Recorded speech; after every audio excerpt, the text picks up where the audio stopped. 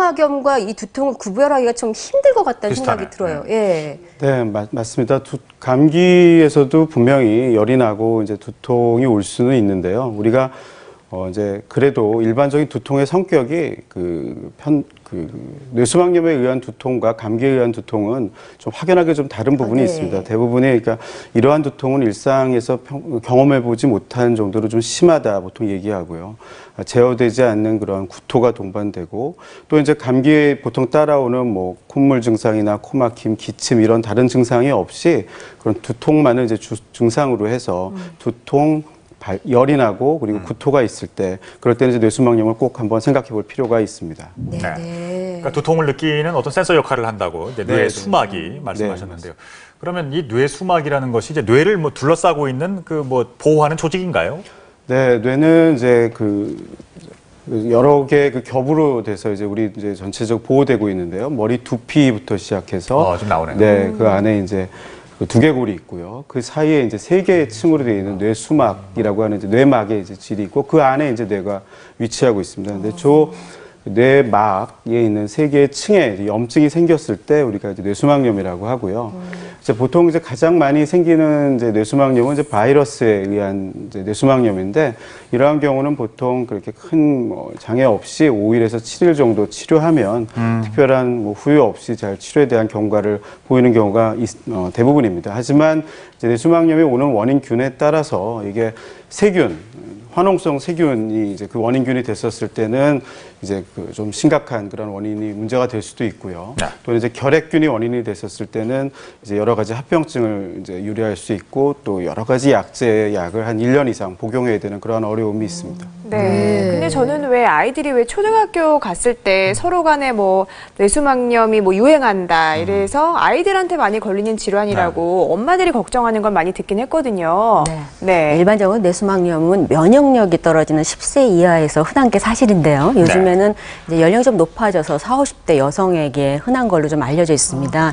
네, 이렇게 되는 원인은 우선 바이러스 자체도 지금 이제 변종이 생기는 것 같기도 하지만 우리 자체가 이제 평생 암 걸릴 확률이 3분의 1이라고 하잖아요. 그러니까 암이라든가 당뇨라든가 이렇게 면역력과 관련된 그런 질병이 많아지면서 결핵성 이런 뇌수막염도 늘고 있는 것 같습니다. 네. 근데 아이 키우는 엄마 입장에서 뇌수막염은 아이들한테 걸리면 치명적이잖아요. 사망할 수도 있으니까 예방주사도 꼭 맞추는데 네. 어른에게도 이렇게 똑같이 치명적일 수가 있는 네, 건가요? 그러니까 맞습니다. 그 바이러스성 뇌수막염인 경우에는 뭐 그렇게 치명적인 영향을 미치는 경우가 많지는 않은데요. 네. 자, 아까 말씀드린 대로 이제 화농성 그 균에 의한 그런 세균성 뇌수막염 같은 경우에는 그 균이 이제 뇌막 안에 있다가 뇌 조직 안으로 들어오는 경우가 있거든요. 그러면 이제 뇌 안에 고름 주머니를 만들게 되기 때문에 이제 그런 경우에 또 이제 뇌 기능이 떨어질 수 있고요.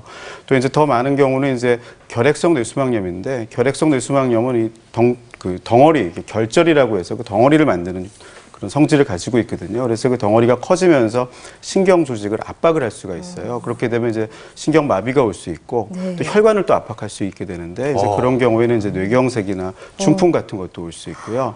또 이제 뇌압이 올라가기 때문에 이제 수두증이 생길 수가 있거든요. 그러면 머리 안에 물로 꽉 차기 때문에 뇌 기능이 전체로 떨어지고 또 일부에서는 또 이제 뇌수막염을 일으키는 결핵균이 척수 쪽으로 내려가게 돼요. 그러면 이제 척수에 이제 염증을 일으켜서 사지마비로 오는 경우도 있습니다.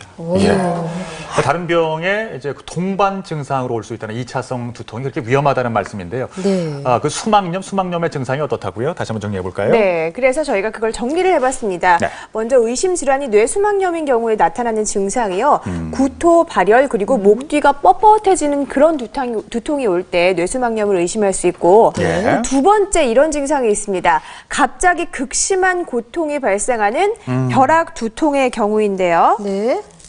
지주막하출혈이라는 증상을 질환을 의심할 수 있네요. 이 질환의 그 이름도 좀 낯설긴 한데 네. 이 증상이 벼락두통이잖아요. 네. 얼마나 벼락같이 아프면 이렇게 이름을 지었을까 싶은데 어떤 증상이길래 벼락두통이란 말을 쓸까요? 우리가 벼락두통은 이제 제일 중요한 건 이제 두통을 자기가 느끼기 시작해서 두통이 그 최고점으로 점점 올라가잖아요. 네. 어떤 최고치를 올라갈 때까지 그 시간이 제일 중요한 부분인데 그게 이제 한 뭐 몇 분. 근데 거의 대부분은 1분 이내입니다. 그래서 느끼자마자 최고점으로 확 두통이 치면서 두통의 세기도 뭐 그냥 느끼는 정도.